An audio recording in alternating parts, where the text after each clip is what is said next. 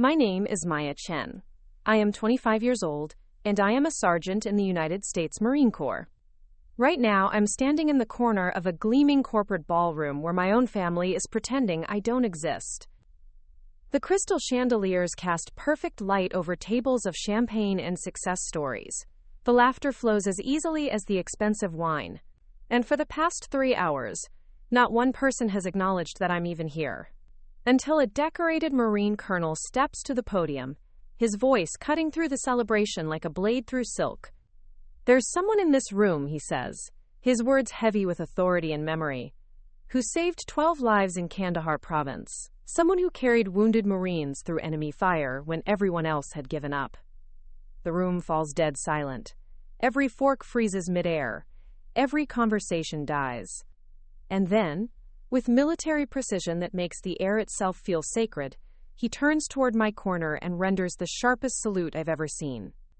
"Ladies and gentlemen," his voice rings out clear and unshakable, "Sergeant Maya Chen, United States Marine Corps." That's when it happens. One by one they rise. Marines in dress blues. Veterans in civilian suits, each one turning toward me with the kind of respect my own blood relatives have never shown. They form a line behind me, a wall of honor that my family never saw coming. And my sister Sarah, the golden child launching her precious tech startup tonight, collapses right there on the stage. But let me tell you how we got here. Because this story doesn't start with vindication. It starts with a family that decided long ago that I was their greatest disappointment. Invitation arrived on a Tuesday. Heavy cardstock embossed with gold lettering that screamed expensive taste and careful image management. Chen Technologies' grand launch event. It read in elegant script, "An evening of innovation and family legacy." My full name was printed neatly across the envelope. Sergeant Maya Chen, USMC. But somehow, looking at that formal invitation, I knew they hadn't sent it because they wanted me there. They sent it because they had to. I was stationed at Camp Pendleton then, 3 months back from my second deployment. But California's sun felt different after Afghanistan, softer somehow, less urgent. I'd been spending my days in routine training exercises, and my nights in the kind of silence that follows you home from war zones. The base housing was small but clean, and for the first time in years, I had something resembling normal. Until that invitation arrived and reminded me that normal was never something my family associated with me. Sarah Chen, my older sister by 3 years, had always been the brilliant one, the achievable one. The one who made our parents' eyes light up when they talked about their children. While I was learning to strip rifles and navigate hostile terrain, Sarah was building her first startup at Stanford. While I was carrying wounded Marines to safety under enemy fire, she was raising her Series A funding. Different worlds, different values, different definitions of success. Our parents, David and Linda Chen, had built their lives around a very specific vision of achievement. David had immigrated from Taiwan in the 1980s, worked 80-hour weeks to build his accounting firm from nothing. Linda had put herself through medical school while raising 2 daughters, becoming one of the most respected pediatricians in San Francisco. They understood sacrifice. They understood hard work. But they never understood why their younger daughter chose to sacrifice for strangers in foreign countries instead of building something profitable and prestigious at home. The last time I'd seen them was 18 months ago, during my brief leave before deployment. The dinner had been polite, strained, filled with the kind of careful conversation that happens when people love each other but can't bridge the gap between who they are and who they expected each other to be. "How much longer?" my mother had asked, cutting her chicken with surgical precision. "How much longer what, Mom?" "This military phase." She'd paused, choosing her words carefully. "When are you going to start thinking about your real career?" My father had nodded, not looking up from his plate. "Sarah's company is expanding. She could find you a position. Something in operations, maybe marketing. You could learn the business side." I'd set down my fork, my appetite gone. This isn't a phase. This is my career. This is who I am. The silence that followed had lasted exactly 17 seconds. I know because I counted, the way you count the seconds between lightning and thunder to measure how far away the storm is. In my family, that storm was always close. Maya, Linda had said finally, her voice carrying the weight of controlled disappointment. We just want you to be safe, to build something lasting, to have a normal life. Normal? That word had followed me my entire childhood. Why can't you be more normal, Maya? Why do you always have to be so intense? So difficult? So different? When Sarah joined debate team, I joined JROTC. When Sarah got into Stanford, I enlisted the day after high school graduation. When Sarah was featured in Forbes's 30 Under 30, I was learning to sleep through mortar fire in Afghanistan. Different choices, different worlds, and apparently, different levels of worth in my family's eyes. But here's what they never understood. I wasn't running from normal. I was running towards something bigger than myself. Something that mattered more than profit margins and market share, and whether your success story looked good in Christmas card updates. The Marine Corps taught me that honor isn't inherited, it's earned. Every day, in small decisions and large ones, in moments when nobody's watching and moments when everybody is. It taught me that family isn't just blood, it's the people who have your back when everything goes to hell. And it taught me that sometimes the people who share your name are the last ones to see your worth. I should have thrown that invitation away. Should have spent that weekend on the beach, or hiking in the mountains, or doing literally anything other than driving 6 hours north to watch my sister get celebrated for achievements that, while impressive, had never required her to put her life on the line for anyone else's safety. But I didn't throw it away. Because buried somewhere deep in my chest, in the place where hope lives even when it shouldn't, I thought maybe this time would be different. Maybe seeing me in my dress blues, with my ribbons and my bearing and the quiet confidence that comes from proving yourself in the hardest places, would finally make them see me clearly. I was wrong, but I was also more right than I could have imagined. The Chen family home in Palo Alto looked exactly the same as it had when I left for boot camp 7 years earlier. Manicured lawn, Tesla in the driveway, the kind of calculated perfection that spoke of success and good taste, and never quite enough time to just breathe. I sat in my rental car for 5 minutes before walking to the front door, adjusting my dress blue uniform one final time. My mother answered before I could knock. Linda Chen, 52 years old, looked exactly like what she was. A successful woman who had learned to control every variable in her environment, except the one daughter who insisted on making choices she couldn't understand. Maya, her smile was practiced, warm enough to look genuine from a distance. You look very official. Not you look beautiful, or I'm proud of you, or thank you for serving our country. Just very official. Like my uniform was a costume rather than a symbol of 7 years of dedication and sacrifice. Hi, Mom. I stepped inside, taking in the familiar scent of her perfume, mixed with the expensive candles she bought from that boutique in Union Square. Nothing had changed. The art on the walls, the furniture placement, even the magazines on the coffee table, all exactly as I remembered. Your father's in his office, she said, not offering a hug. Sarah's at the venue doing final preparations. We should leave in about an hour. I nodded, settling my dress blue cover under my arm. How is Sarah? I haven't talked to her since.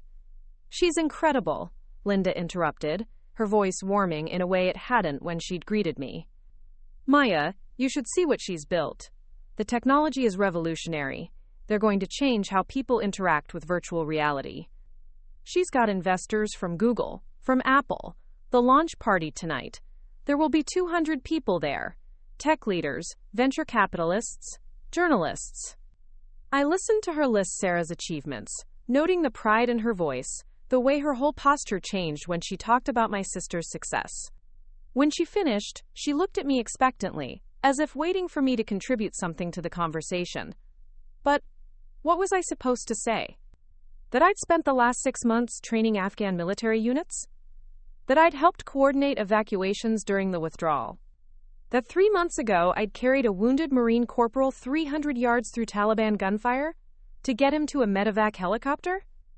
Those weren't the kind of achievements that impressed Linda Chen.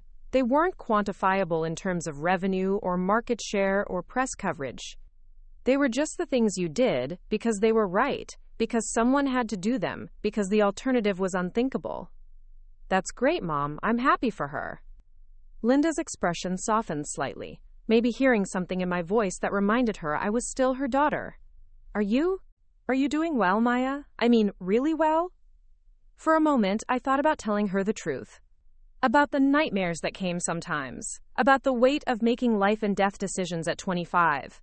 About the strange loneliness of being proud of things you could never fully explain to people who hadn't been there. About how much I missed having a family that understood why the work mattered more than the recognition. Instead, I said, I'm good, Mom. Really good. She nodded, but I could see the questions in her eyes. Questions she didn't know how to ask and probably wouldn't like the answers to anyway. My father emerged from his office 20 minutes later, looking exactly like the successful accountant he was. Pressed shirt, gold watch, the kind of haircut that cost more than some Marines made in a day. David Chen had always been a man of few words, preferring spreadsheets to conversations, numbers to emotions. Maya. He shook my hand. Actually shook my hand like I was a business associate rather than his daughter. How was the drive? Fine. Traffic wasn't too bad.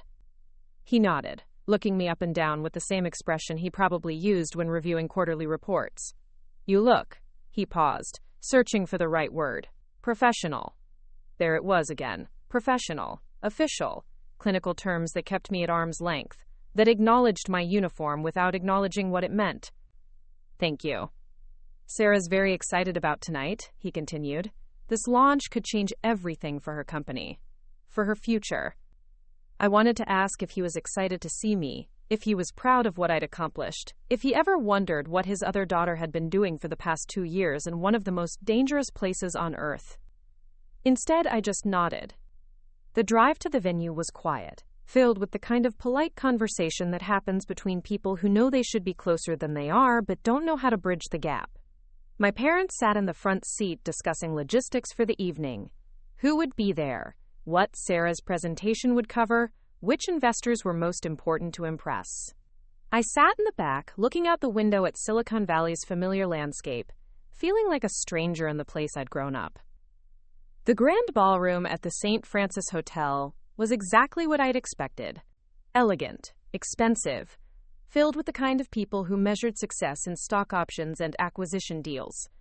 The space buzzed with conversation about market disruptions and scalability and exit strategies, the language of a world I'd never been part of and had never wanted to join. I found my assigned seat at table 12, near the back of the room, close to the service entrance. The placement wasn't accidental, it never was with my family. The name card read simply M. Chen. No rank, no military designation, just the bare minimum acknowledgement of my existence. Around me, tables filled with Sarah's colleagues, investors, tech journalists, and family friends I hadn't seen since high school graduation. They wore designer suits and carried conversations about IPOs and unicorn valuations with the easy confidence of people who'd never had to worry about whether they'd make it home alive from work. I recognized some faces from my childhood, the Wongs, who lived next door and whose son had gone to Harvard Business School, the Lees, whose daughter was now a senior product manager at Facebook, Mrs. Patterson, my mother's book club friend, whose children had all become doctors or lawyers or consultants. The kind of people who'd always asked my parents, "And what is Maya doing now?" in that particular tone that suggested they already knew the answer wouldn't be impressive. None of them approached my table. A few nodded politely when they saw me, the kind of nod you give someone you recognize but don't particularly want to talk to. I sat alone, hands folded in my lap, watching the controlled chaos of an expensive event coming together. That's when I saw him. Colonel James Morrison, USMC, stood near the bar talking to a man in an expensive suit. I recognized him immediately, even though the last time I'd seen him, we'd both been covered in desert dust and exhaustion. He was older now, silver threading through his dark hair, but he carried himself with the same quiet authority I remembered from Afghanistan. Our eyes met across the room, and for a moment, time shifted. I was back in Kandahar Province, hearing his voice over the radio, feeling the weight of impossible decisions, and the clarity that comes when everything else falls away, except the mission and the people counting on you to get it right. He excused himself from his conversation and walked toward me, his movements carrying the unmistakable bearing of a career Marine. Other guests stepped aside automatically, responding to something in his presence that commanded respect without demanding it. Sergeant Chen. His voice was exactly as I remembered it, calm, steady, carrying the kind of authority that came from leading Marines in the hardest places on Earth. I started to stand, but he gestured for me to remain seated, taking the empty chair beside me. Colonel Morrison, I didn't expect to see you here. My brother-in-law, he said, nodding toward the man he'd been talking to. Venture capitalist, invested in your sister's company. He paused, studying my face.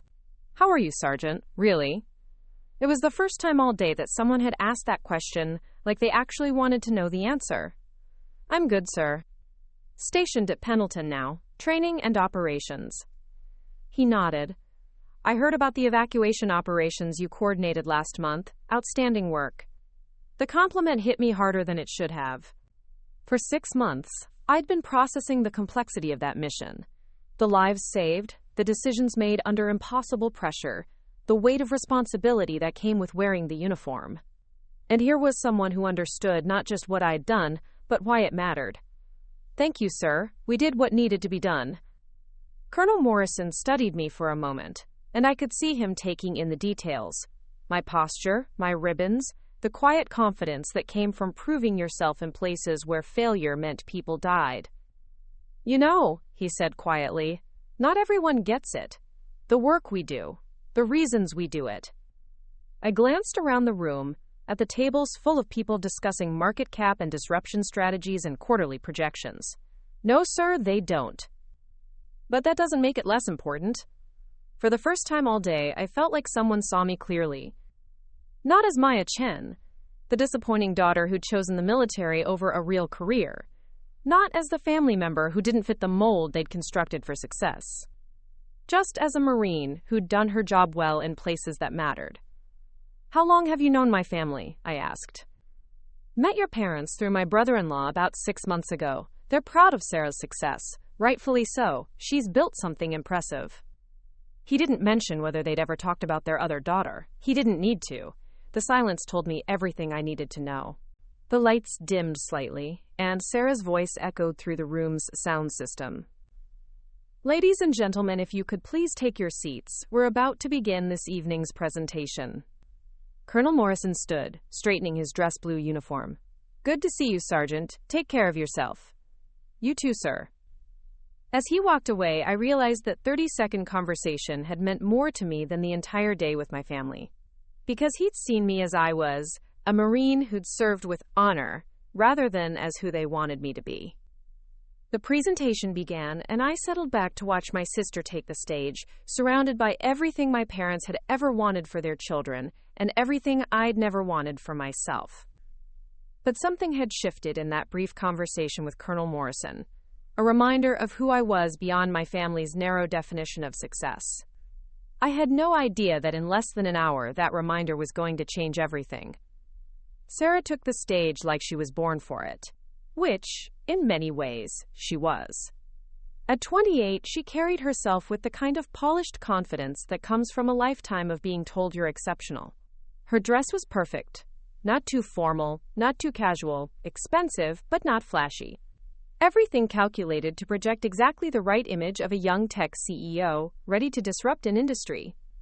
The presentation screen lit up behind her, Chen Technologies, revolutionizing virtual reality through haptic innovation. Even I had to admit it sounded impressive. Good evening, everyone, Sarah began, her voice carrying easily through the ballroom sound system. 2 years ago, I had a simple question. What if virtual reality could feel as real as reality itself? The audience leaned in, the kind of attention that venture capitalists give when they smell the next big thing. Sarah commanded the room effortlessly, clicking through slides that showed market projections, user demographics, competitive advantages. She was brilliant at this, translating complex technology into compelling business narratives, making investors see not just what her company did, but why it would make them rich. I watched from my back table, feeling oddly proud despite everything. Whatever our family dynamics, Sarah had built something from nothing. She'd identified a problem, developed a solution, and convinced smart people to bet money on her vision. That took courage, even if it was a different kind of courage than I was used to. The global haptic technology market is projected to reach $47 billion by 2027, Sarah continued, gesturing to a graph that showed exponential growth curves. Chen Technologies is positioned to capture a significant portion of that market through our proprietary SensaTouch platform. My parents sat at table 1, directly in front of the stage, beaming with the kind of pride I'd never seen directed toward me. My father actually had his phone out, recording Sarah's presentation. My mother leaned forward in her chair, hanging on every word. This was their daughter. This was success as they understood it. Quantifiable, profitable, prestigious. The kind of achievement you could explain at dinner parties. The kind that made other parents jealous. The kind that validated every sacrifice they'd made as immigrants building a better life for their children. Sarah clicked to the next slide. Current funding and future projections. The numbers were staggering. $12 million in Series A funding, projections for $50 million in Series B, potential acquisition values in the hundreds of millions. Holy shit, someone whispered at a nearby table. She's 28 years old. I found myself smiling despite everything. Whatever else was true, Sarah had earned this moment. She'd worked 18-hour days for years, lived on ramen and coffee, risked everything on an idea that most people thought was impossible. That deserved recognition, even from a sister who felt like a stranger in her own family. But then Sarah clicked to her final slide, the one titled, Family and Inspiration, and my smile faded. I want to take a moment, Sarah said, her voice softening, to thank the people who made this possible. My parents, David and Linda Chen, who immigrated to this country with nothing but dreams and determination, who worked impossible hours to give their children opportunities they never had. The spotlight found my parents, and they stood briefly, acknowledging the applause with the kind of gracious humility that successful people master. They taught me that success isn't just about individual achievement, Sarah continued. It's about building something that lasts, something that creates value, not just for yourself, but for your community, your family, your legacy. I waited for her to mention me, to acknowledge that she had a sister, that our parents had raised 2 daughters, not 1.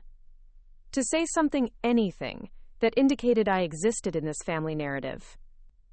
Instead, Sarah said, some people drift through life without finding their purpose. They chase temporary thrills or seek validation in ways that don't build anything lasting. But I've been blessed to grow up in a family that values substance over spectacle, achievement over adventure. The words hit me like a physical blow. Temporary thrills, spectacle over substance. She wasn't just excluding me from the family story. She was actively dismissing everything I'd chosen, everything I'd sacrificed, everything I'd built in 7 years of military service. Tonight isn't just about Chen Technologies, Sarah concluded.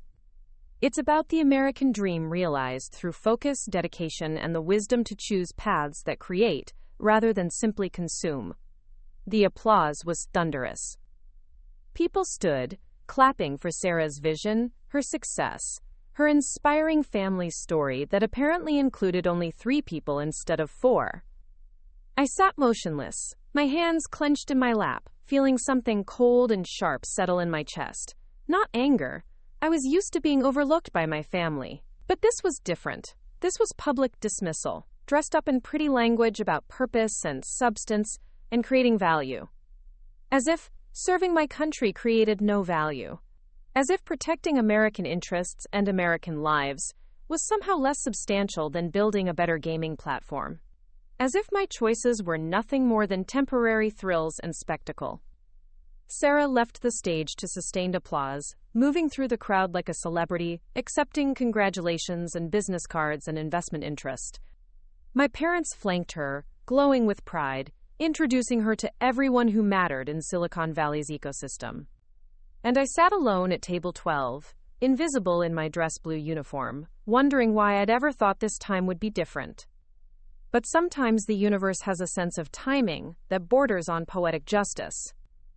Because at exactly that moment, Colonel Morrison stood up from his table near the front of the room, adjusted his dress blue jacket, and began walking toward the podium. The room was still buzzing with conversation about Sarah's presentation, but something about the colonel's movement, purposeful, deliberate, carrying the weight of authority, began to shift the energy. Conversations quieted. Heads turned. Even Sarah, still surrounded by admirers, glanced toward the stage with curiosity. Colonel Morrison reached the podium and tapped the microphone once. The sound echoed through the ballroom speakers, cutting through the remaining chatter like a blade. "Ladies and gentlemen," he said, his voice carrying the kind of command presence that made rooms go silent without effort.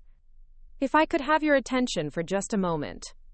The ballroom fell absolutely quiet. Even the servers stopped moving. In that sudden silence, I could hear my own heartbeat, could feel something shifting in the air, like the moment before lightning strikes. Colonel Morrison's eyes swept the room once, taking in the faces of venture capitalists and tech executives and family friends who'd never worn a uniform or made a decision where someone else's life hung in the balance. And then, with military precision, he began to speak. "There's someone in this room tonight," he said, his words measured and deliberate, "whose story hasn't been told. Someone whose service to this country has been extraordinary, whose courage under fire has saved lives, whose dedication to something larger than herself deserves recognition." My breath caught in my throat. The room remained perfectly still, but I could feel the shift in attention. The collective curiosity of 200 people suddenly focused on words they hadn't expected to hear at a tech company launch party. Colonel Morrison turned slowly and deliberately until his gaze found mine across the crowded ballroom.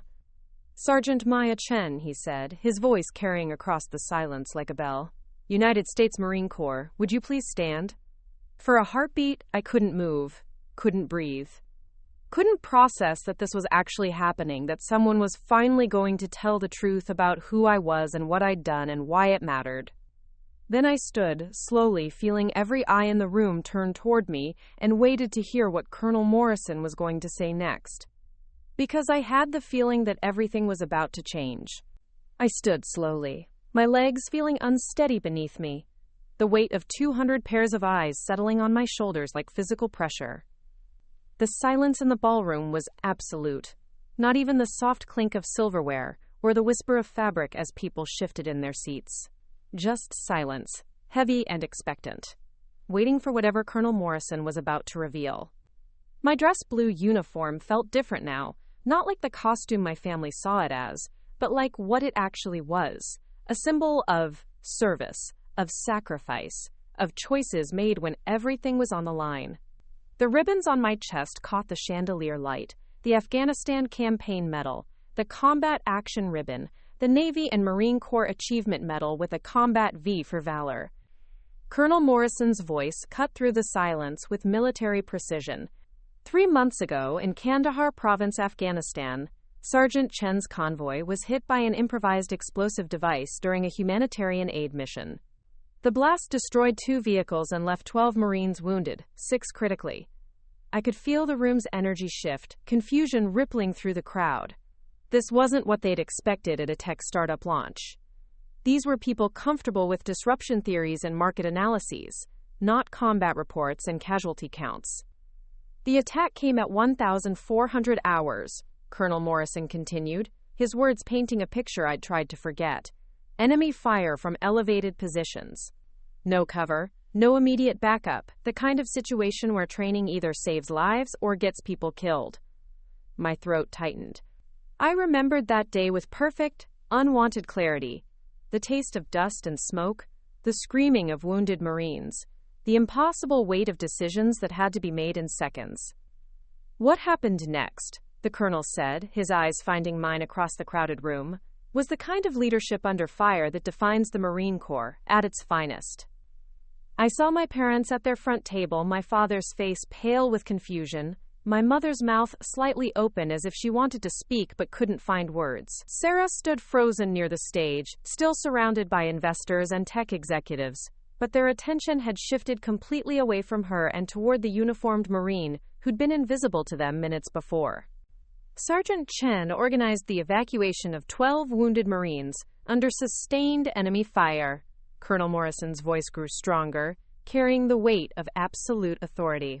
She established a casualty collection point, coordinated with air support, and personally carried 3 critically wounded Marines to the evacuation site. The details came flooding back without permission. Lance Corporal Rodriguez, 19 years old, shrapnel in his chest, asking me if he was going to die. Staff Sergeant Williams, 26, married with 2 kids, his leg nearly severed, trying to give me his sidearm because he thought he was slowing down the evacuation. Corporal Jackson, 22, unconscious and bleeding from a head wound, who I'd carried 400 yards through Taliban gunfire because leaving him wasn't an option. The evacuation took 47 minutes, Colonel Morrison continued. 47 minutes of coordinated precision under fire. Not a single Marine was left behind. Not a single additional life was lost. I closed my eyes briefly, remembering the sound of the medevac helicopters, the relief that flooded through me when the last wounded Marine was loaded aboard, the way my hands shook for hours afterward from adrenaline and exhaustion, and the weight of knowing that 12 families wouldn't get the worst phone call of their lives. For her actions that day, the colonel's voice rose to fill every corner of the ballroom. Sergeant Maya Chen was awarded the Navy Cross for extraordinary heroism in combat. The Navy Cross, the second highest military decoration for valor, behind only the Medal of Honor. I'd never told my family about it, never mentioned it in our careful, distant phone calls, or during my brief visits home. How do you explain to people who measure success in stock options and venture capital that you'd been recognized for the kind of courage that most people pray they'll never need to find? Colonel Morrison reached into his dress blue jacket and withdrew a small blue box. Even from across the room, I recognized it. The same box that had sat in my footlocker for 3 months, because I didn't know what to do with something that represented the worst and best day of my military career. "Ladies and gentlemen," he said, his voice carrying the authority of 30 years of Marine Corps service, "I had the honor of serving alongside Sergeant Chen in Afghanistan. I was the commanding officer who recommended her for this decoration, and I can tell you without reservation that her actions that day exemplified everything the Marine Corps stands for: honor, courage, commitment, and absolute devotion to the Marines under her command." The room remained frozen in silence, but I could see the shock rippling through faces that had dismissed me as an afterthought just minutes before. Venture capitalists who'd been discussing market cap were now staring at a decorated combat veteran. Tech executives who'd been analyzing disruption strategies were confronting a different kind of leadership entirely. My mother's face had gone completely white. She gripped the edge of the table with both hands, staring at me as if seeing a stranger. My father sat motionless, his mouth opening and closing without sound. And Sarah looked like someone had just rewritten everything she thought she knew about her own family. Colonel Morrison stepped down from the podium and walked across the ballroom with military bearing, the crowd parting automatically to make way. When he reached my table, he extended the blue box toward me with both hands. "Sergeant Chen," he said, his voice carrying across the silent room, "it was my privilege to serve with you. And it's my honor to present this to you in front of people who should have known your story long ago." I took the box with hands that trembled slightly, not from fear, but from the overwhelming weight of being seen, truly seen, for who I was and what I'd done. The Navy Cross inside represented more than personal recognition. It represented 12 Marines who'd made it home to their families. It represented the moment when everything I'd trained for, everything I'd committed to, had been tested under the worst possible circumstances. And I'd passed that test. "Thank you, sir," I managed, my voice barely above a whisper but somehow carrying in the absolute silence of the ballroom. Colonel Morrison stepped back and rendered the sharpest, most precise salute I'd ever seen. "The honor is mine, Sergeant." That's when it started. A movement near the front of the room caught my eye. A man in his 50s, wearing a dark suit but carrying himself with unmistakable military bearing, stood slowly from his chair. His movements were deliberate, respectful, and as he rose to his full height, he brought his right hand up in a crisp salute. Then another man stood, this one younger, maybe early 30s, his civilian clothes not quite hiding the military posture that never really leaves you. His salute was equally sharp, equally respectful. A woman at table 3 rose next, her salute precise despite the elegant dress she wore. Then another man, then another woman, then a couple who stood together and saluted in perfect unison. I realized what was happening. Marines. Veterans. Active duty service members in civilian clothes, recognizing something in this moment that transcended the corporate setting and tech industry networking. They were standing not just for me but for what I represented. For all the times military service had been overlooked, dismissed, or treated as less important than civilian achievements. The movement spread like a wave across the ballroom. Not everyone stood. Many of the venture capitalists and tech executives remained seated, confused and uncertain. But the veterans, the military families, the people who understood what the Navy Cross meant, they rose one by one until there were dozens of them scattered throughout the room. And then something extraordinary happened. The Marines, the active duty Marines in dress blues who'd been seated at various tables throughout the event, began to move, not all at once, but with the kind of coordinated precision that spoke of shared training, shared values, shared understanding of what this moment meant. Staff Sergeant Martinez left his table near the bar and walked toward me, his dress blue uniform immaculate, his bearing perfect. Sergeant Thompson rose from table 7 and began making his way through the crowd. Corporal Williams, no relation to the staff sergeant I'd evacuated in Afghanistan, stepped away from the wall where he'd been standing and moved with quiet purpose in my direction. One by one, they formed a line behind me, not blocking anyone, not creating a barrier, just standing in formation behind a fellow Marine who'd served with honor and deserved recognition. Their presence was quiet, but unmistakable, a visible reminder that military service creates bonds that transcend family, geography, or civilian understanding. I stood at the center of it all, overwhelmed by the weight of recognition I'd never expected and hadn't known I needed. The Navy Crossbox felt warm in my hands, and for the first time in years, I felt like I was surrounded by people who truly understood who I was and why my choices mattered. The applause started slowly, uncertain at first, then building as more people joined in. Not everyone. Some remained seated, still processing what they'd witnessed, but enough to fill the ballroom with sound that felt different from the polite appreciation that had followed Sarah's presentation. This applause carried weight, respect, recognition of something that couldn't be measured in market share or acquisition potential.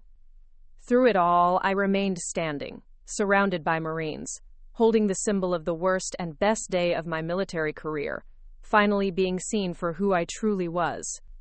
And at the front of the room, my family sat in stunned silence, confronting the reality that their forgotten daughter had been living a life of service and sacrifice and honor that they'd never bothered to understand or acknowledge. The applause continued for what felt like an eternity but was probably less than 2 minutes. When it finally began to fade, the Marines behind me remained in formation, their quiet presence a testament to bonds forged in training and tested in combat. The civilians who'd stood and saluted slowly returned to their seats, but the energy in the room had fundamentally shifted. This was no longer Sarah's tech launch party. This had become something else entirely. A moment of recognition for service that transcended Silicon Valley's usual metrics of success. I remained standing, the Navy Crossbox in my hands, unsure of what came next. Colonel Morrison had returned to his table, but his eyes stayed on me with the kind of protective watchfulness that senior officers develop for Marines under their command. The other Marines maintained their formation, waiting for some signal that the moment had passed and normal civilian interactions could resume.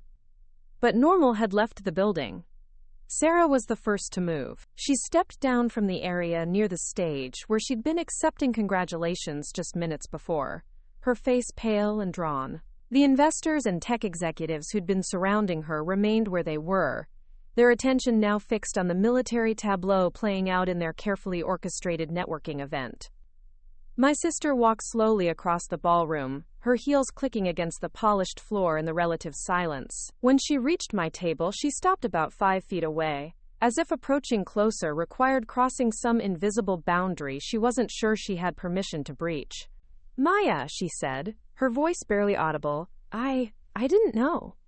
I looked at her, really looked at her for the first time in years. Sarah Chen, the golden child, the successful entrepreneur, the daughter who'd made all the right choices according to our parents' definition of success.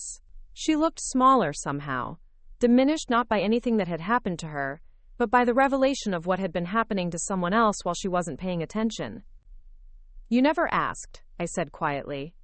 The words weren't accusatory, just factual. In 7 years of military service, through 2 deployments, through training exercises and combat operations, and the daily reality of life in uniform, my family had never once asked what I was actually doing. They'd asked when I was getting out, when I was going to start my real career, when I was going to stop playing soldier and join the adult world of business and networking and measurable success. But they'd never asked what my service meant, what I'd accomplished, what kind of person I'd become through facing challenges they couldn't imagine.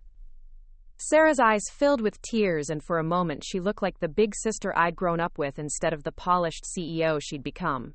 "The Navy Cross," she whispered. "Maya, that's incredible." I nodded, not trusting my voice.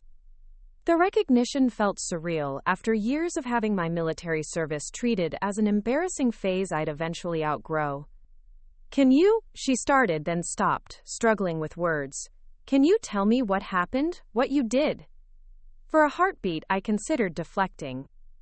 Military culture doesn't encourage bragging about your accomplishments, especially combat actions that resulted in other people's pain and trauma.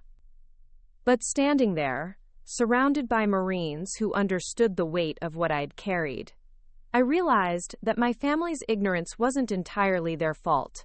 I'd never given them the chance to understand, because I'd never believed they wanted to. 12 Marines were wounded in an IED attack, I said, my voice steady but quiet. 6 were critical. We were taking fire from elevated positions, no immediate backup, limited time before the wounded would start dying from blood loss. Sarah listened with an intensity I'd never seen from her before, her usual multitasking focus replaced by complete attention. I organized the evacuation, set up a casualty collection point, coordinated air support, carried the most critically wounded to the landing zone myself. I paused, remembering Lance Corporal Rodriguez asking if he was going to die, Staff Sergeant Williams trying to give me his weapon, Corporal Jackson unconscious and bleeding in my arms. It took 47 minutes. All 12 Marines survived. The simplicity of the summary didn't capture the reality, the weight of human bodies, the sound of gunfire, the split-second decisions that meant the difference between someone's son or daughter coming home or not.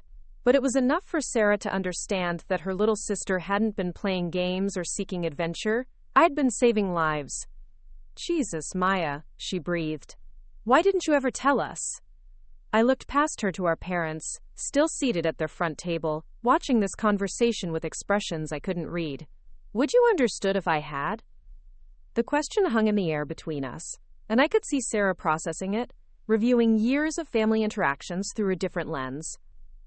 Every dismissive comment about my military phase, every suggestion that I should follow her example and build something profitable, every careful avoidance of asking what I actually did during my deployments. "I don't know," she admitted, and I respected her honesty, "but I should have tried." Before I could respond, my mother approached. Linda Chen moved with the controlled precision she used in her medical practice, but I could see uncertainty in her steps.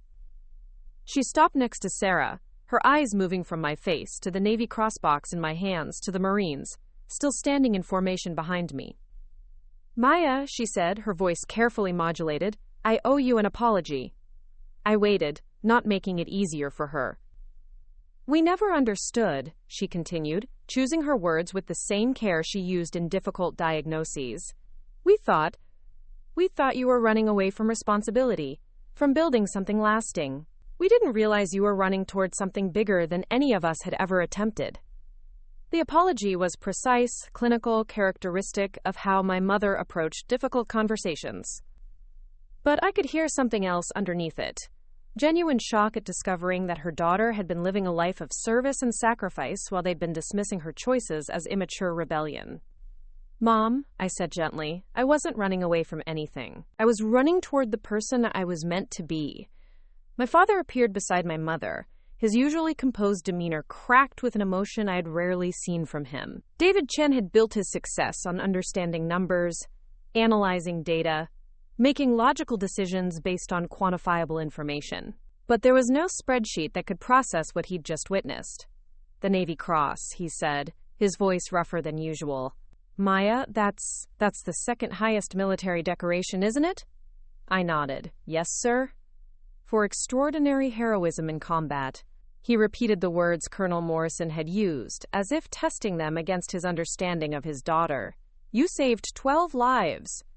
"I did my job, Dad." He shook his head slowly. "No, you did much more than that." He paused, looking around at the Marines still standing behind me, at the veterans scattered throughout the ballroom who remained standing in quiet respect. "We've been measuring the wrong things, haven't we?" The admission cost him something. David Chen wasn't a man who easily acknowledged mistakes, especially not in public settings where his reputation mattered. But standing there, confronted with evidence that his younger daughter had achieved something that transcended any business success, he was forced to reconsider 7 years of dismissal and misunderstanding. "Different things," I corrected gently. "Not wrong, just different." "But important things," Sarah added, her voice stronger now. "Things that matter in ways I'm just beginning to understand." I looked at my family. My parents and sister clustered around me, their faces showing a mixture of pride, shame, and confusion as they processed this new version of their family narrative. They were trying, in their way, to bridge the gap that years of misunderstanding had created. But before any of us could say more, the sound of approaching footsteps interrupted our family moment. I turned to see several people walking toward our impromptu gathering, their faces carrying expressions of curiosity, respect, and something that looked like embarrassment. The first was Mrs. Patterson, my mother's book club friend, whose children had all become doctors and lawyers. She approached with uncharacteristic humility, her usual confident social manner replaced by genuine uncertainty. "Maya," she said, stopping a respectful distance away. "I had no idea. I mean, we all knew you were in the military, but we never understood." She gestured helplessly toward the Navy Cross box. "This is incredible. You're incredible." Behind her, the Wongs approached, their faces showing the same mixture of respect and regret. Mr. Wong, who'd always been polite but distant during my childhood, extended his hand for a formal handshake. "Sergeant Chen," he said, using my rank for the first time, "thank you for your service. Thank you for what you've done for our country." The Lees followed, then other family friends, neighbors.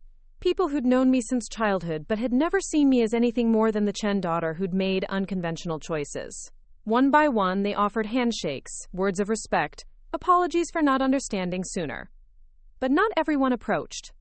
I could see clusters of venture capitalists and tech executives remaining at their tables, their conversations resuming, as if the military recognition had been an interesting interruption to the evening's real business. Some looked uncomfortable, uncertain how to process what they'd witnessed. Others seemed dismissive, as if extraordinary heroism in combat was impressive but ultimately irrelevant to the important work of building unicorn startups and disrupting industries. Their reactions didn't bother me. I'd learned long ago that not everyone would understand or value military service, and I didn't need universal approval to know that my choices had been right for me. What mattered was the recognition from people who did understand. The Marines still standing behind me, the veterans scattered throughout the room, and now, finally, my own family. Colonel Morrison approached our group, his presence automatically creating space as people stepped back to show respect for his rank and bearing. "Sergeant Chen," he said formally, "I don't want to interrupt your family time, but I wanted to let you know that several of us will be staying in the area tomorrow. If you're free, we'd be honored to buy you dinner. Talk about old times, current operations, what's next for you." I glanced at my family, seeing new expressions on their faces. Not jealousy or resentment, but something that looked like pride mixed with regret. Pride that their daughter commanded this kind of respect from senior military officers, regret that they'd missed years of opportunities to show the same respect themselves. "I'd like that, sir," I said, "very much." He nodded, then addressed my parents directly. "Mr. and Mrs. Chen, you raised an exceptional Marine, the kind of leader who makes the Corps stronger and our country safer. You should be very proud. My mother's composure finally cracked. Tears she'd been holding back began to fall, and she pressed a hand to her mouth as if trying to contain emotions that medical training hadn't prepared her to process. We are, she managed. We're incredibly proud. We never knew how to show it. Colonel Morrison's expression softened slightly. Military families face unique challenges. It's not always easy to bridge the gap between civilian and military cultures. But what matters is that you're willing to try. He turned back to me. Sergeant, whenever you're ready to rejoin your fellow Marines, we'll be at the bar. Take your time with your family. As he walked away, I realized that the formation of Marines behind me had quietly dispersed, giving me space for private family conversations while remaining close enough to show continued support. Their discretion was as impressive as their initial show of solidarity. I stood there with my parents and sister, holding the Navy Cross that represented the hardest and most important day of my military career, surrounded by the slow realization that everything had changed in the span of 30 minutes. For the first time in 7 years, my family was seeing me clearly. Not as the disappointing daughter who'd chosen military service over business success, but as a decorated combat veteran who'd earned the respect of senior officers and the gratitude of 12 Marines who'd gone home alive because of my actions. The question now was what we would do with this new understanding, and whether the gap between military and civilian cultures could finally be bridged by mutual respect and genuine effort to understand each other's choices. Looking at their faces, my mother's tears, my father's shaken composure, Sarah's new awareness of what heroism actually looked like, I thought we might finally have a chance to find out. The rest of the evening passed in a blur of conversations that felt different from any I'd ever had with my family. Sarah postponed her investor meetings, choosing instead to sit with me as I answered questions about military life, combat operations, and what it meant to serve in places where the stakes were life and death rather than profit and loss. My parents listened with an intensity that was almost uncomfortable, as if they were trying to absorb 7 years of misunderstanding in a single evening. They asked careful questions about my training, my deployments, my plans for the future, questions they should have asked years ago, but hadn't known how to formulate. What's next for you? My father asked as the evening wound down. Will you stay in the Marines? I considered the question, one I'd been wrestling with for months. I'm considering officer training, I said. The Marine Corps is investing in my education, and I think I can do more good as an officer than I can in civilian life right now. More deployments?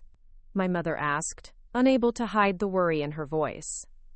Possibly, probably, I looked at her directly. Would that bother you? She was quiet for a long moment, processing the question. It would worry me, she admitted, but it wouldn't disappoint me, not anymore. I understand now that what you're doing matters in ways I never appreciated. Sarah had been mostly quiet, absorbing everything she'd learned about her sister's parallel life. Finally, she spoke up. Maya, I want to ask you something, and I want you to be honest with me. I nodded. When I gave my presentation tonight, when I talked about people who chase temporary thrills and don't build anything lasting, she paused, color rising in her cheeks. I was talking about you, wasn't I? About your military service. The directness of the question surprised me, but I appreciated her honesty. Yes, I said simply. She closed her eyes, shame washing over her features. Jesus, Maya. I stood up there and dismissed the most important work any of us have ever done. I reduced saving 12 Marines' lives to, quote, temporary thrills, because I was too ignorant and self-absorbed to understand what you were actually accomplishing. Sarah? No, let me finish. She opened her eyes, meeting my gaze directly. I built a company. I raised money. I created some technology that might make virtual reality more immersive. That's fine. It's good work. But it's not what you did. It's not carrying wounded people through gunfire so they can go home to their families. I could see her struggling with the realization that her definition of success, the one our family had always shared, was limited in ways she'd never considered. Both things matter, I said gently. Innovation matters. Economic growth matters. Building companies that create jobs and solve problems, that matters too. But some things matter more, she said quietly. I thought about it for a moment. Different things matter in different ways. What you've built with Chen Technologies, That's impressive, and it has value. But what I've done with the Marines, that's had immediate life and death consequences. Neither one is more or less important, they're just different kinds of contribution. My mother leaned forward. But we only valued one kind, she said. We only recognized one kind of achievement, one kind of success. We made you feel like your service didn't matter because it didn't fit our narrow definition of what success should look like. The admission hung in the air between us, raw and honest in a way my family rarely managed. I never needed you to value it the same way I did, I said, after a moment. I just needed you to acknowledge that it had value at all. We should have done better, my father said, his voice carrying the weight of genuine regret. We should have asked questions, tried to understand, shown interest in what was clearly the most important part of your life. Around us, the ballroom was slowly emptying, as guests said their goodbyes and collected business cards and scheduled follow-up meetings. The Chen Technologies launch party was winding down, but for my family, something entirely different was just beginning. Colonel Morrison appeared at our table one final time, accompanied by several other Marines who'd been part of the evening's impromptu formation. Sergeant Chen, he said, we're heading out, but I wanted to leave you with something. He handed me a business card, but not the usual corporate networking variety that had been exchanged all evening. This one was simple, military in its straightforward design. My contact information, he explained, but more importantly, there's something written on the back. I flipped the card over and found a handwritten note. Maya, the Marine Corps needs officers who understand what leadership under fire actually means. If you're interested in discussing opportunities, call anytime. Nindas J. Morrison, Colonel, USMC. I looked up at him, surprised. Sir? I've been watching promising NCOs for 30 years, he said. You have the kind of combat leadership experience and moral authority that the Corps needs in its officer ranks. Officer candidate school, then the basic school, then probably a company command within 2 years. Quote, the offer was more than I dared hope for. Officer training would mean increased responsibility, better opportunities to develop junior Marines, and the chance to have real influence on how the Corps prepared for future conflicts. I'd be very interested in discussing that, sir. Good. He glanced at my parents, then back to me. Take some time with your family first. It sounds like you have some catching up to do. After the Marines left, my family and I sat in the nearly empty ballroom, processing everything that had happened. The evening had started as Sarah's triumph, and had become something none of us had anticipated. A moment of recognition that forced all of us to reconsider our assumptions about success, service, and what it meant to contribute something meaningful to the world. I have an idea, Sarah said suddenly. What if we went somewhere and talked? Really talked? I want to hear about Afghanistan, about your training, about what it's been like to serve. And I want you to understand what I've been building, not because it's more important than what you've done, but because we're family and we should know about each other's lives. I looked at my parents, seeing hope and uncertainty in their faces. They wanted to bridge the gap that 7 years of misunderstanding had created, but they weren't sure how to begin. I'd like that, I said. All of it. As we gathered our things and prepared to leave the St. Francis Hotel, I caught a glimpse of myself in one of the ballroom's mirrors. Maya Chen, 25 years old, sergeant in the United States Marine Corps, decorated combat veteran, finally seen and acknowledged by the family that had spent years wishing she was someone else. The Navy Cross box felt solid in my hands, a reminder of the worst and best day of my military career, and now, unexpectedly, the symbol of a new beginning with the people who'd raised me but never really known me. For the first time in years, I felt like I was exactly where I belonged, not choosing between my military family and my blood family, but finally bringing them together in a way that honored both. As we walked out into the San Francisco night, I realized that sometimes the most important victories aren't won on battlefields in foreign countries. Sometimes they're won in ballrooms in your hometown, when the people who matter most finally understand who you've become and why it matters. Tonight had been both kinds of victory, and I was ready to see what came next. 3 days later, I sat across from Sarah in a quiet cafe in Palo Alto, the morning sun streaming through windows that overlooked the bustling energy of Silicon Valley. The contrast couldn't have been more stark. Here we were, two sisters finally talking honestly about our lives, while around us entrepreneurs typed frantically on laptops, and venture capitalists discussed their next big investments. Sarah had insisted on this meeting, claiming she needed to understand who I'd become during the years she'd been building her company. But as I watched her fidget with her coffee cup, I realized this conversation was as much about her processing her own guilt as it was about getting to know her sister. I keep thinking about that night, she said, not meeting my eyes. About what I said during my presentation, about temporary thrills and building something lasting. She finally looked up. Maya, I need you to know that I didn't mean. Yes, you did, I interrupted gently. You meant exactly what you said. You've always believed that military service was beneath the kind of success our family values. The problem wasn't that you said it. The problem was that you believed it. Sarah flinched as if I'd slapped her. I never thought it was beneath. She stopped, realizing that her denials weren't convincing even to herself. Okay, maybe I did believe that. Maybe I thought what you were doing was somehow less important than what I was building. I sipped my coffee, letting her work through the admission. Outside, a group of Stanford students walked by, their backpacks loaded with textbooks and laptops, their conversations filled with the casual confidence of people who'd never had to make life or death decisions. Can I ask you something? Sarah continued. When you enlisted right after high school, was it because you wanted to get away from us, from our expectations? The question was more perceptive than I'd expected from her. I considered lying, giving her the patriotic answer about serving my country and protecting freedom. But she deserved honesty, especially after 3 days of processing what she'd learned about my military career. Partly, I admitted, but mostly it was because I wanted to find out who I could become when everything was on the line. When the stakes were real, when failure meant people died, when leadership wasn't about managing a team to hit quarterly targets, but about keeping human beings alive in the worst possible circumstances. Sarah nodded slowly. And you found out you were extraordinary at it.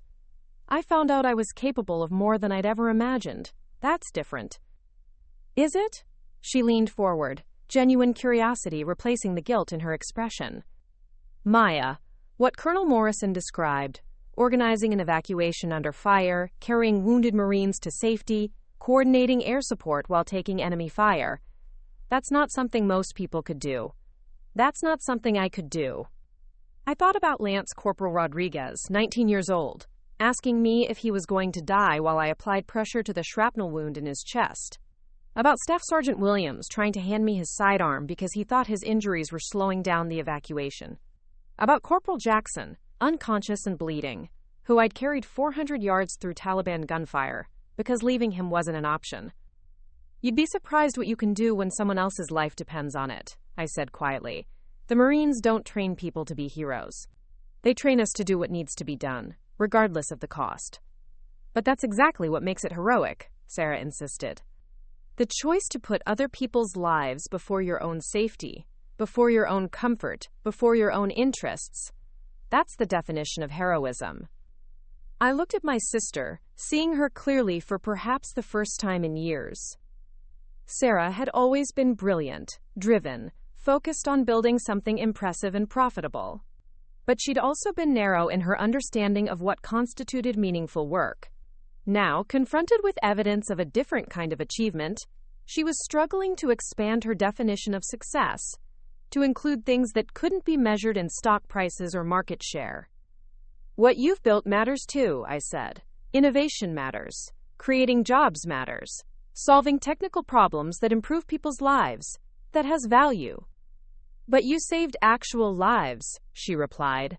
12 families didn't get the worst phone call imaginable because of decisions you made under impossible pressure. That's not the same as building a better gaming platform.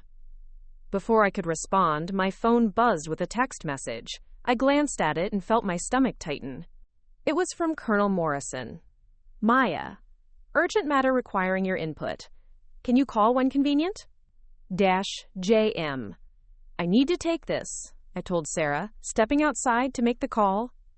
Colonel Morrison answered on the first ring. Sergeant Chen, thank you for calling back quickly. I have a situation that requires someone with your specific experience and judgment. Yes, sir? I'm putting together a training program for junior officers. Combat leadership under fire, evacuation procedures, decision-making in high-stress environments. The kind of practical skills that can only be taught by someone who's actually done it. He paused. I want you to help design and implement the curriculum. The opportunity was enormous. A chance to influence how the Marine Corps prepared its future leaders, to ensure that the lessons learned from Afghanistan and other combat zones were properly transmitted to the next generation of officers. Sir, I'm honored, but I'm still enlisted. I don't have the credentials to train officers. That's where the officer candidate school conversation comes in, Morrison replied. Fast track to OCS, then a specialized assignment developing this training program while you complete the basic school. You'd be contributing to Marine Corps doctrine while gaining the leadership experience needed for company command.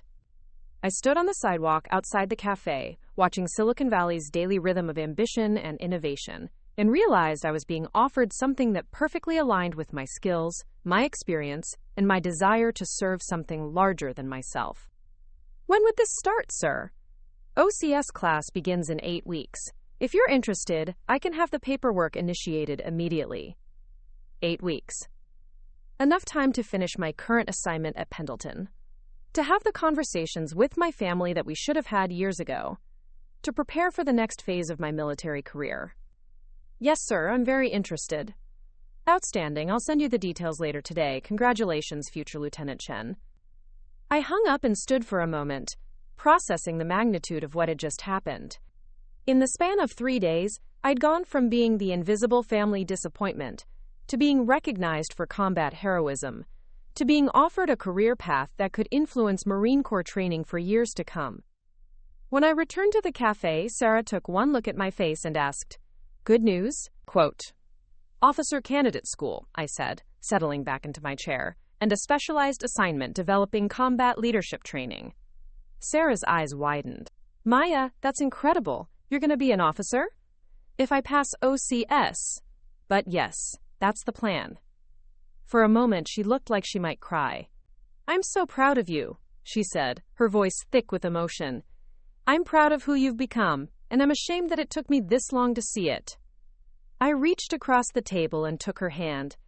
"Sarah, we're different people who value different things. That doesn't make either of us wrong.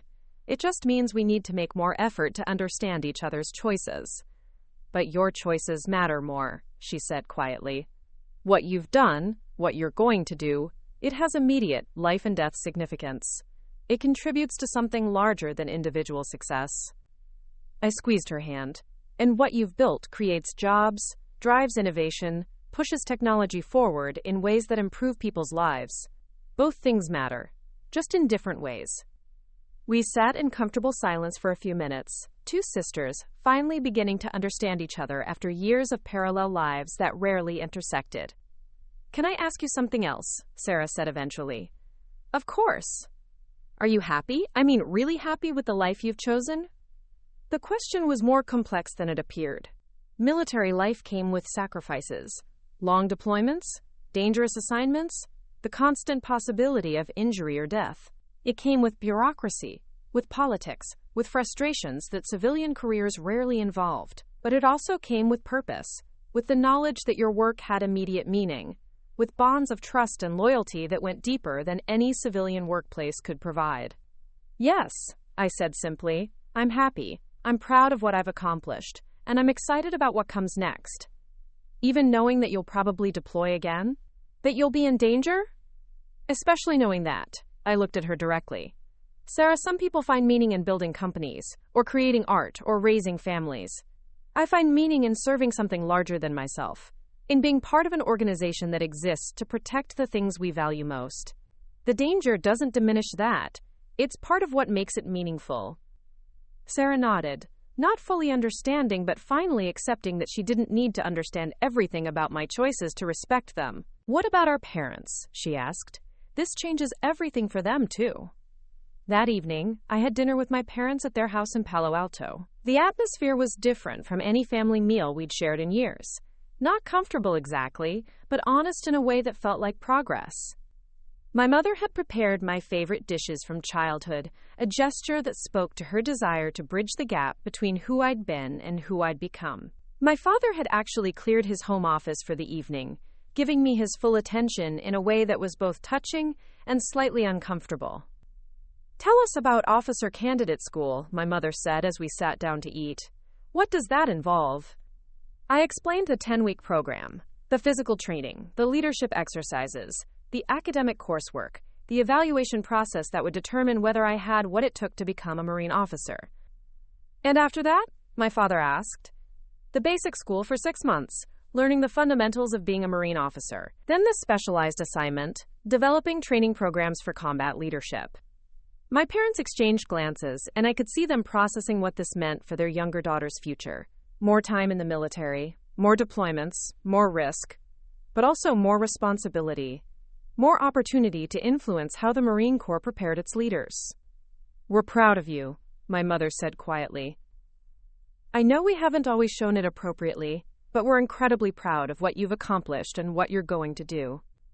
We just want you to be safe," my father added. "But we understand now that safety isn't your primary concern, and that's actually admirable, even if it's terrifying for us as parents." I looked at these two people who'd raised me, who'd worked impossibly hard to build successful careers and provide opportunities for their children, who'd measured success in terms of financial security and professional achievement, because those were the metrics they understood. "I need you to know something," I said. "I don't need you to understand every aspect of military life or to value service the same way I do, but I need you to respect that this is who I am, and this is meaningful work that contributes to something important." "We do respect it," my father said firmly. "We should have respected it years ago. What we don't understand," my mother continued, "is how to support you. How to be good parents to a daughter whose career involves things we've never experienced and hopefully never will." The vulnerability in her admission surprised me. Linda Chen was a successful pediatrician who'd navigated the complexities of medical training, built a thriving practice, and raised 2 daughters, while managing the cultural challenges of being an immigrant family. But military life was outside her expertise, and she was honest enough to admit it. "You support me by accepting that this is important to me," I said. "By asking questions when you don't understand something instead of dismissing it. By acknowledging that there are different ways to contribute to society, different definitions of meaningful work. And by worrying about you appropriately but not trying to talk you out of choices that make you happy," my father added, showing more insight than I'd expected. We talked through dinner about my plans, about Sarah's company, about the ways our family had struggled to understand each other's choices. It wasn't a perfect conversation. There were still gaps in understanding, still moments of discomfort when military realities clashed with civilian perspectives. But it was honest, and it was a beginning. As I prepared to leave, my mother pulled me aside. "Maya, there's something I need to tell you," she said, her voice carrying the weight of something she'd been holding back. "After the launch party, after we learned about the Navy Cross, I did some research. I wanted to understand what you'd actually accomplished." I waited, not sure where this was going. "I read about the citation for your medal, about the specific actions you took that day in Afghanistan." Her eyes filled with tears. 12 Marines, 6 critically wounded, 47 minutes under fire. You didn't just save their lives, you carried them to safety yourself when everyone else had taken cover. I started to deflect, to minimize what I'd done, but she held up her hand. "I need to say this. I spent years thinking you were wasting your potential, that you were choosing adventure over responsibility. But what you did that day, what you do every day as a Marine, that requires a kind of courage and selflessness that I'm not sure I possess. You didn't waste your potential, you fulfilled it in ways I never understood were possible." The admission broke something open in my chest, a knot of hurt and frustration that I'd carried for years without fully acknowledging it. I'd told myself that I didn't need my parents' approval, that their understanding wasn't necessary for me to find meaning in my service. But hearing my mother finally acknowledge the value of what I'd chosen, the significance of what I'd accomplished, it mattered more than I'd wanted to admit. "Thank you, Mom," I managed. "That means everything." She hugged me then, really hugged me, in a way she hadn't since I was a child. And for the first time in years, I felt like I was her daughter again. Not the disappointing one who'd made incomprehensible choices, but the one who'd grown into someone she could finally see clearly and respect completely. 6 months later, I stood on the parade deck at Marine Corps Base Quantico, wearing the gold bars of a second lieutenant, surrounded by my fellow new officers and the families who'd come to witness our commissioning ceremony. My parents sat in the front row, my father in his best suit, my mother wearing a dress the color of Marine Corps scarlet. Sarah sat beside them, her phone out, but not to check emails or manage her business. She was recording every moment of the ceremony, determined not to miss another important milestone in her sister's life. Colonel Morrison stood at the podium, delivering remarks about leadership, service, and the responsibility that came with the privilege of leading Marines. As I listened to his words, I thought about the journey that had brought me to this moment. From high school graduate enlisting to escape her family's narrow definition of success, to combat veteran learning that courage wasn't the absence of fear but action in spite of it, to newly commissioned officer ready to help train the next generation of Marine leaders. Leadership, Colonel Morrison said, his voice carrying across the parade deck, is not about commanding respect through rank or authority. It's about earning respect through competence, character, and absolute commitment to the welfare of those under your command. I thought about Lance Corporal Rodriguez, Staff Sergeant Williams, Corporal Jackson, the Marines whose lives had hung in the balance during that 47-minute evacuation in Afghanistan. I thought about the training program I'd helped develop, the future officers who would face similar situations and need to make similar decisions. The responsibility was enormous, but it was exactly the kind of responsibility I'd joined the Marine Corps to shoulder. The ceremony concluded with the traditional first salute, where each new officer receives a salute from a senior enlisted Marine and presents them with a silver dollar in recognition of their role in the officer's development. I'd asked Staff Sergeant Martinez, who'd been part of the formation that night at Sarah's launch party, to give me my first salute. As he rendered the sharpest salute I'd ever received, I pressed the silver dollar into his hand and felt the weight of everything that had changed since that evening in San Francisco. I was no longer Sergeant Chen, decorated but overlooked. I was Lieutenant Chen, Marine officer, ready to take on the responsibility of training others to lead in the hardest places on Earth. After the ceremony, my family gathered around me for photos and congratulations. The conversation was easier now, more natural, built on months of honest communication and mutual effort to understand each other's perspectives. "So what's next?" Sarah asked as we walked across the base toward the parking lot. "Advanced training at the basic school, then assignment to develop the combat leadership curriculum," I said. "After that, probably company command, maybe another deployment." "And you're happy with that?" my father asked, not with disapproval but with genuine curiosity about a career path he'd learned to respect, even if he didn't fully understand it. "I'm exactly where I'm supposed to be," I said simply. As we reached their car, my mother pulled me aside one final time. "Maya, I want you to know something," she said. "I've started volunteering with military family support groups, helping other parents understand what their children are going through in the service." The revelation surprised me. "Mom, that's amazing." "I realized that our family's struggle to understand your choices wasn't unique," she explained. "There are a lot of parents who love their military children but don't know how to bridge the gap between civilian and military cultures. I thought maybe I could help." It was the perfect circle.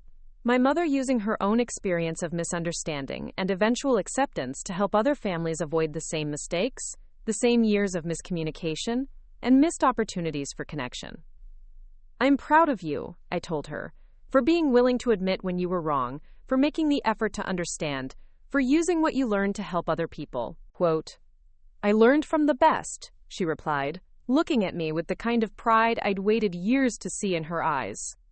As I watched my family drive away from Quantico, I reflected on the journey that had brought us all to this point.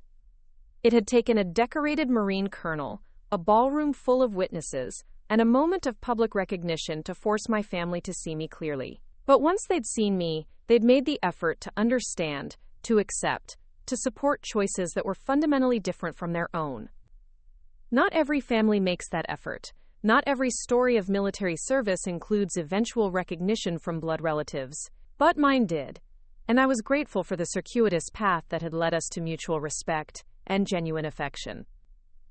2 years later, I received a letter at my duty station in North Carolina, where I was serving as a company commander preparing Marines for deployment. The return address was familiar: Chen Technologies, Palo Alto, California. Inside was a printed invitation, expensive cardstock, elegant design. But this time, my full name and rank were prominently displayed: Lieutenant Maya Chen, USMC. The invitation was for the opening of Chen Technologies' new veteran hiring initiative, a program designed to help transitioning military personnel find meaningful careers in the tech industry. Below the formal invitation details, Sarah had handwritten a note. Maya, I've learned that building something lasting means more than creating profitable companies. It means creating opportunities for people who've served something larger than themselves. This program is my way of honoring what you and other veterans have given to our country. I hope you can be there. Your sister, Sarah.